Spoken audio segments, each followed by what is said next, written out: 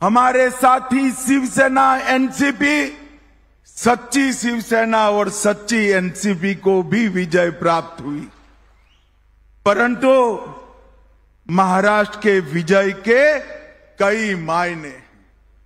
महाराष्ट्र की विजय ने 1978 से शरद पवार जी ने जो दगा फटका की राजनीति शुरू की थी, उसको 20 फुट जमीन में दफनाने का काम आप लोगों ने किया।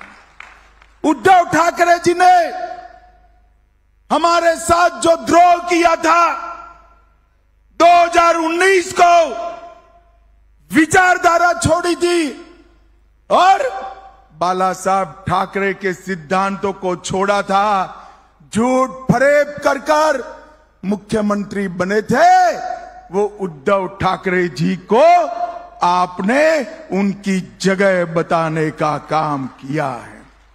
हमेशा के लिए 78 से लेकर 24 तक महाराष्ट्र अस्थिरता का शिकार रहा।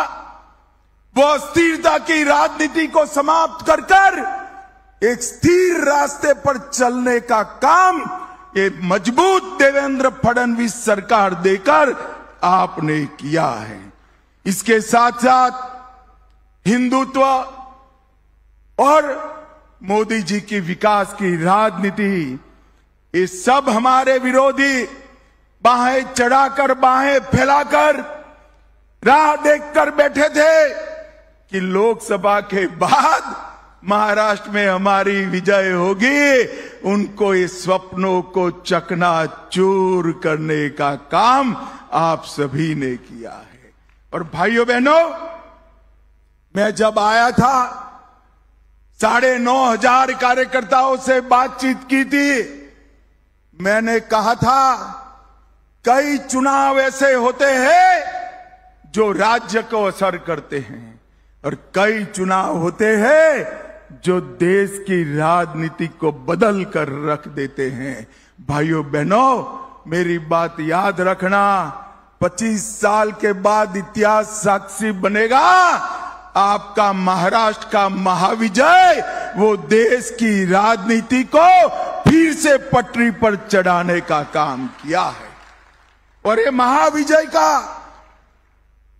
शिल्पकार अगर कोई है तो मेरे सामने बैठे भारतीय जनता पार्टी के मालिक ऐसे मेरे कार्यकर्ता है। मैं आप सभी को प्रणाम करता हूं।